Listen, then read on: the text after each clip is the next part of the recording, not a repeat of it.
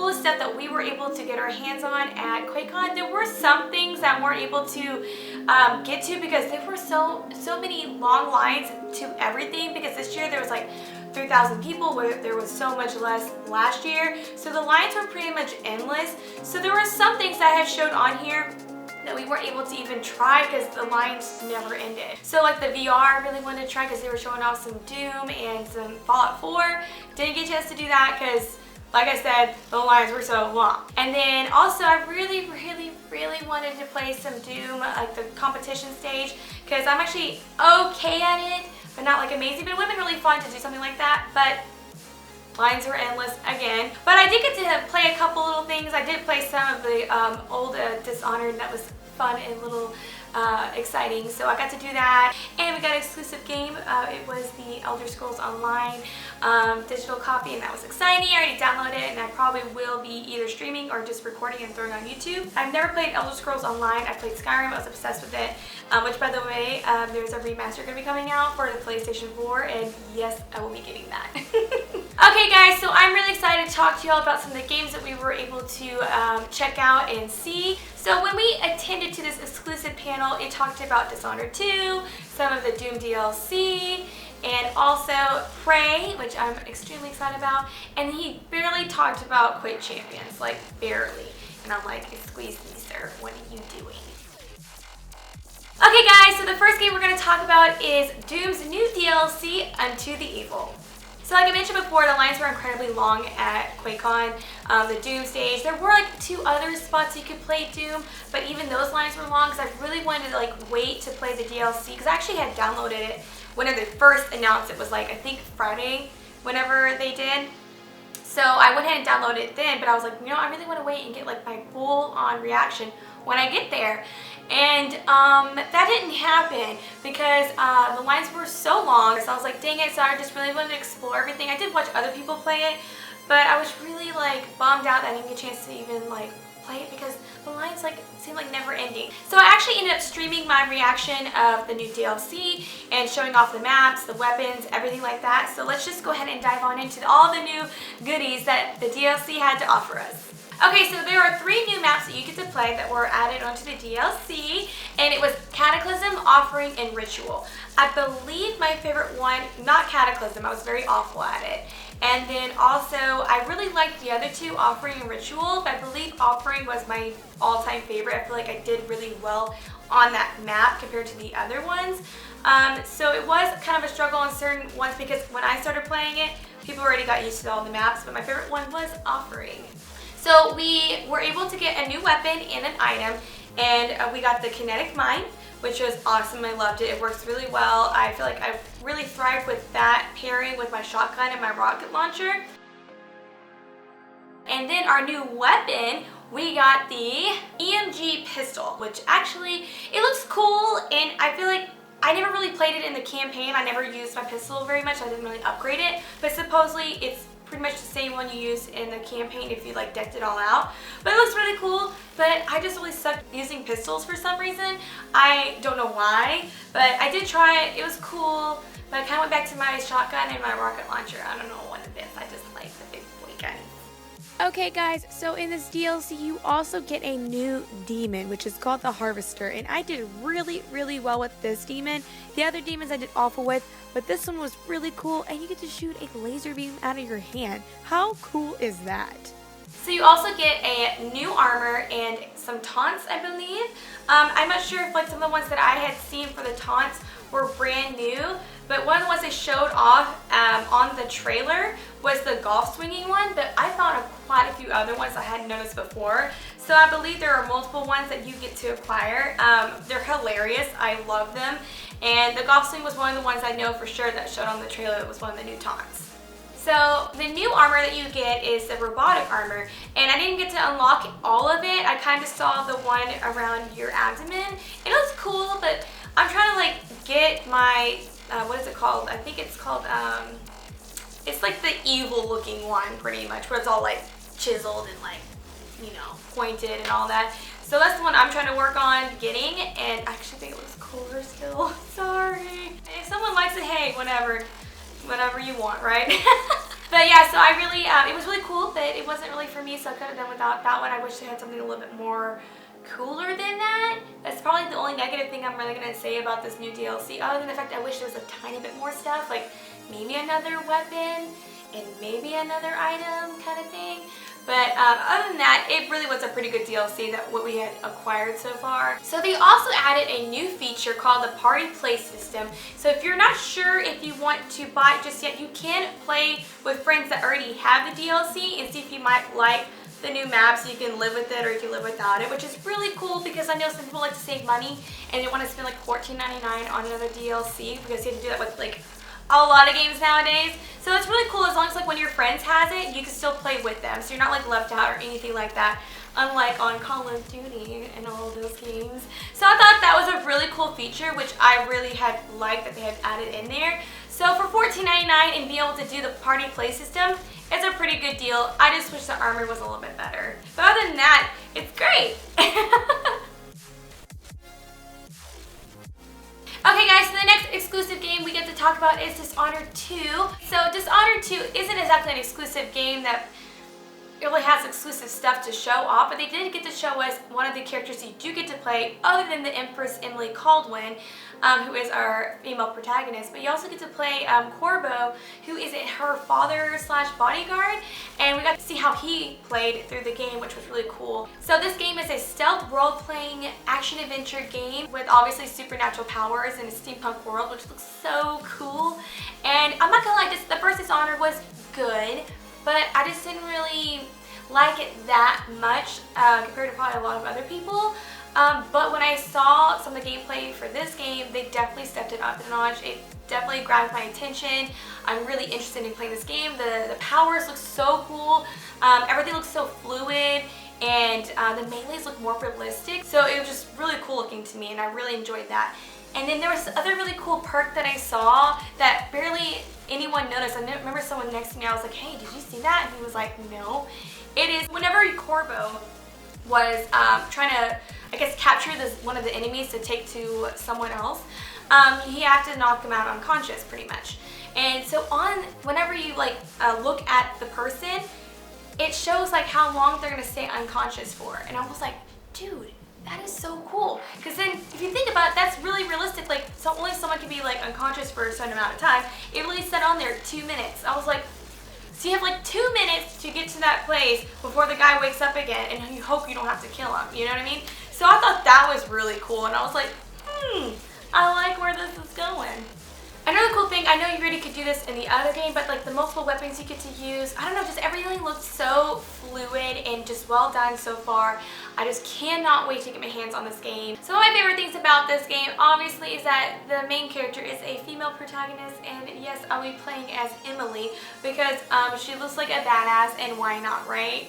So Dishonored 2 will be available November 11th of this year. I'm really excited, and it will be available for the PC, PlayStation 4, and Xbox One. Okay guys, so the next game I'm just so excited to talk about. Like, if you know me, I love scary games. I like psychological thrillers and all that kind of fun stuff. The next game I'm going to talk about, which you probably guessed, is Prey. Now Prey looks so cool, and I will let y'all know, Prey is not a reboot at all. I know some people thought it was, like, why isn't some of the characters from the original game there? It's just a reimagined version of it. So they took a game that they saw and they made it their own. And it's actually probably the smartest and most incredible thing I've ever seen.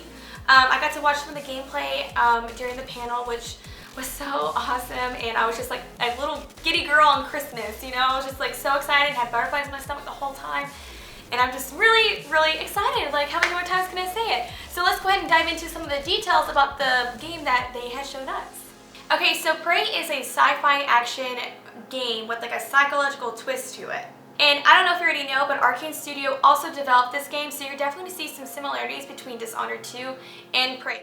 So you're on board on a desolate spaceship that orbits around the moon, and you are being attacked by these weird unknown entities, which we believe are the aliens that you actually enhance the powers from, which is actually really cool, you know what I'm saying?